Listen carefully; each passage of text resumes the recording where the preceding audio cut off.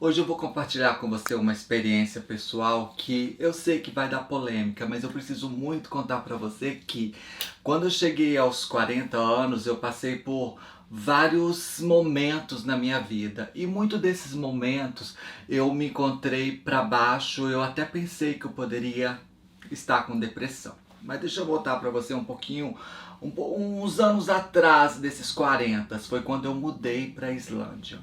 Quando eu cheguei naquela época, eu me envolvi mais com o pessoal da família do meu esposo e todos eles é muito básico, eles se vestem muito básico, sempre no preto, no marrom, e eu já fui me emendando por esse caminho, junto com a minha insegurança, com aquele medo de ousar, ficando sempre no preto, no marrom, no máximo branquinho, tá?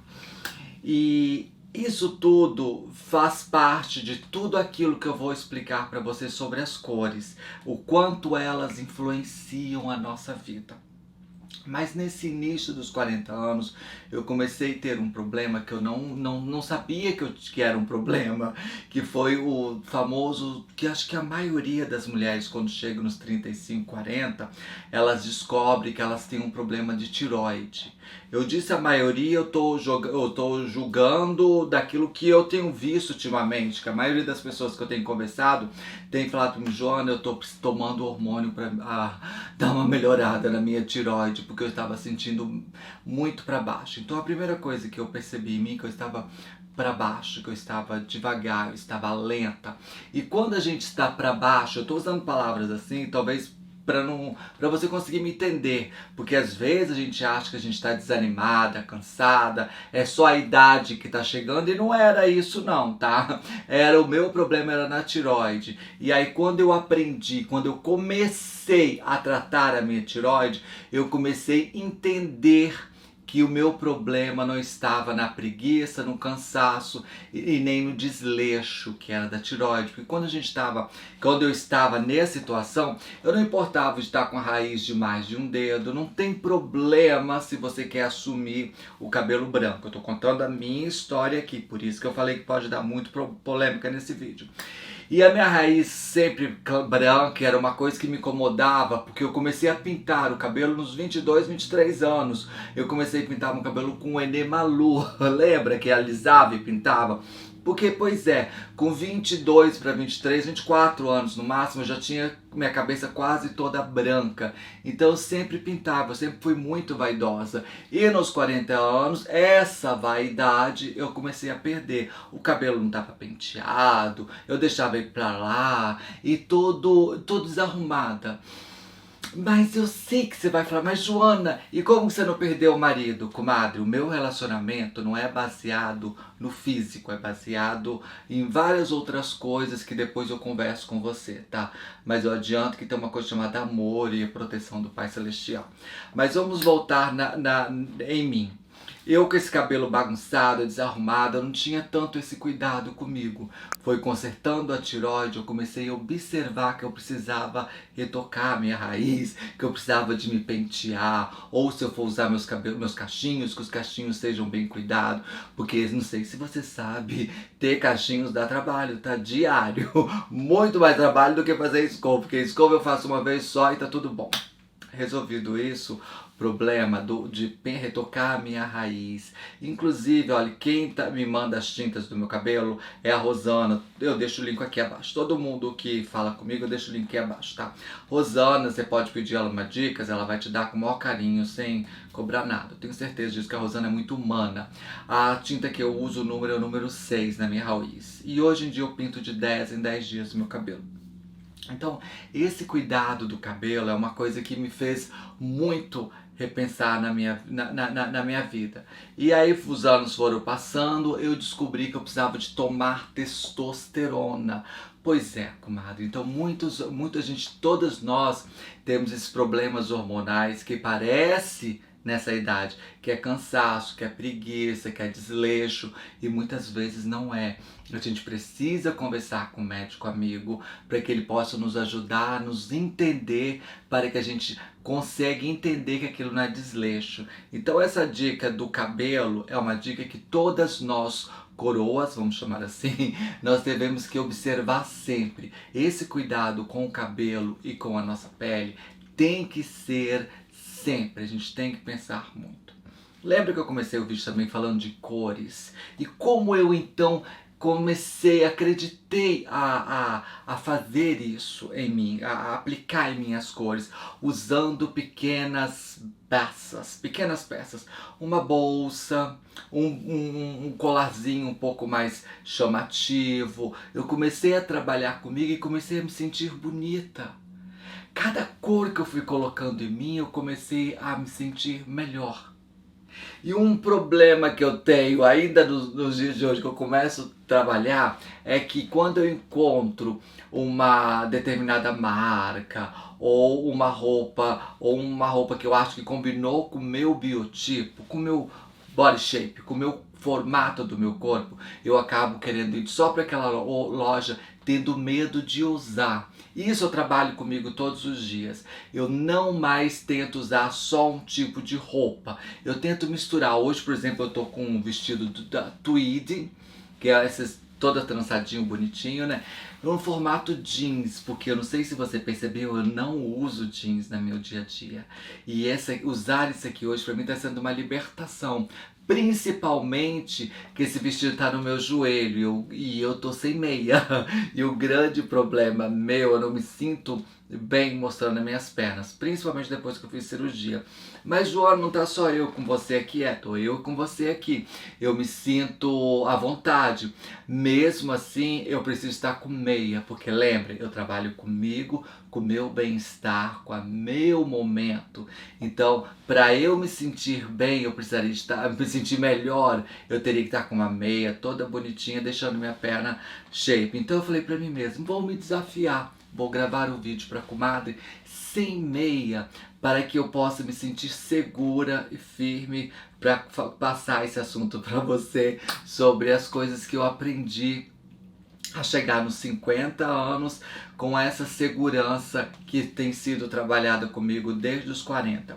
Nos 30 e poucos anos que eu comecei a perceber que eu precisaria de trabalhar. Então, se você está nessa fase onde que você está deixando o cabelo para lá, está deixando de olhar para você e principalmente indo por muito neutro, cores neutras, preto, branco, marrom, bege, tenta colocar um pouco de luz, um pouco de cor.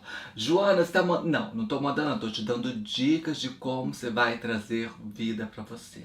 Isso também funciona na maquiagem. Às vezes você está o tempo todo com batom, sabe, sem cor nenhuma, tá com vermelhão aí, põe uma cor na unha, põe uma cor no pé, começa com pouquinhas cores. Logo, logo você vai perceber que essas cores te trouxeram uma energia diferente. Tudo isso, comadre, vai refletir em você. Porque quando a gente tá bem conosco mesmo, a coisa funciona de uma forma incrível, que você não tem ideia de como funciona. E mais uma dica nos dias de hoje é o seguinte: além de cuidar do cabelo, cuidar da pele, se arriscar nas cores, eu super indico você escolher um sutiã, tá? Como eu devo escolher o sutiã certo e o que ele vai refletir para mim é o que eu vou falar para você. Mas antes de eu explicar como você deve escolher o sutiã certo, deixa eu te mostrar o meu shape. Percebeu que o meu seio está bonitinho, todo direitinho, arrumadinho? Olha só esse shape aqui. Olha só. Ai, Joana, não é porque você tem prótese? É, porque eu tenho prótese também. Mas, mesmo com prótese e mesmo tomando colágeno, a gente chega nos 50 anos. E você sabe que os seios a gente vai caindo, vai modelando. E como eu cheguei nos 50 anos com esses seios? Deixa eu dar uma voltinha para você poder falar comigo. Comadre, simplesmente foi que nos meus 30, antes mesmo de casar, eu aprendi como escolher o sutiã correto para mim. Isso fez toda a diferença da minha vida. É o que fez eu manter a minha postura sempre bonita e o seio sempre interessante. Porque um seio caído envelhece a gente. Tem problema ter uma imagem envelhecida? Não, não tem problema não. Isso aí é com você. Eu tô falando de uma imagem desleixada.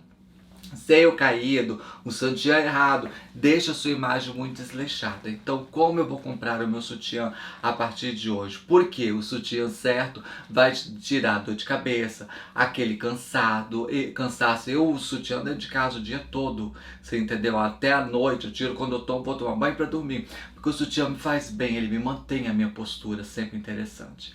Então, vamos lá, a primeira dica do sutiã. Primeira coisa, você vai comprar uma alça mais larguinha. Evita alças fininhas. Essas alças não vão ser bom para você, tá? Tanto a alça de sustentação como a alça lateral. Essa alça lateral tem que ser mais larga. O que acontece quando você tem essas duas alças? Ela vai te ajudar na postura e na sustentação do seu seio. Isso é muito importante, comadre. Ela ajudando você na sustentação dos seus seios e na sua postura, já é 100% que você não vai ter dor nas costas, caso a dor nas costas era causada por seios, tá? Pelos seios e a sua dor de cabeça também. E agora a outra parte mais importante é o bojo. Hoje em dia no Brasil tem, tá? E eu já te adianto, essas peças são um pouco mais caras do que normal, que são peças, parece que são feitas pelo seu corpo, tá? Daí se você tem as costas largas e os seios pequenos, os seios grandes, costa pequena, não tem problema. É só você seguir esses ajustes que eu tô te dando. Comprou o sutiã certo, tá faltando o que você acertar ele? É o bojo. O bojo tem que ser do tamanho exato dos seus seios. Eu gosto de sutiã com um arinho por baixo. Esse ferrinho me dá uma sustentação maior e deixa o seio sempre mais elegante, mais bonito e mais certinho. Então vamos lá, as alças sempre larga, ele tem que ser ajustado perfeitamente para você. Essa alça aqui em cima, você tem que passar o dedo aqui, você tem que sentir que não está apertada, não está machucando. Na lateral também não pode estar aquela coisa apertada. E o bojo tem que vestir o seu seio. É como vestir uma calça jeans, certo? Ela tem que entrar, viu? Eu não uso calça jeans, mas eu sei direitinho que ela tem que vestir muito bem, né? Então, comadre, eu pretendo falar mais sobre esse assunto, porque eu acho que tudo que eu passei dos meus 30 até os 50 anos pode te servir muito de ajuda para você, porque eu estive em um lugar não muito interessante, que fez toda a diferença. Mas a primeira coisa que eu te indico para você, se você está se sentindo desleixada, com preguiça, sem ânimo, sem nada, conversa com o médico. Eu sei que muitos médicos do SUS podem te ajudar a te entender também. Eu tô falando isso porque muitas pessoas falam, você fala isso porque você tem a doutora Odades ou tem algum médico que cuida de você. Não, tem médicos gratuitos maravilhosos no Brasil, eu sei que cuida. Pede para ver a sua tireoide. A maioria das mulheres tem problema de tireoide. Depois você vai ver hormonal, às vezes pode ser a menopausa, ou pode ser, no meu caso também, eu tomo testosterona. Quando falo tomar testosterona, não é para mudar, ter pelo, ficar fortona, não. É uma testosterona que esse hormônio faz parte do libido também. Sabe aquela coisa que a gente vai perdendo com o tempo, vontade de namorar o marido da gente? Essa testosterona também nos ajuda nessa dica incrível, certo? Então, não se esqueça de se inscrever nesse canal, deixar suas perguntas aqui abaixo, que eu vou gravar mais vídeos falando sobre todos esses detalhes para você, certo? E lembrando que é de segunda a segunda aqui, tá? E não esqueça, esse vídeo de hoje só é uma série que nós vamos ter aqui que vai ajudar muito você a entender aquilo que eu não entendia. Um beijo grande, até amanhã. Tchau, obrigada pela sua audiência.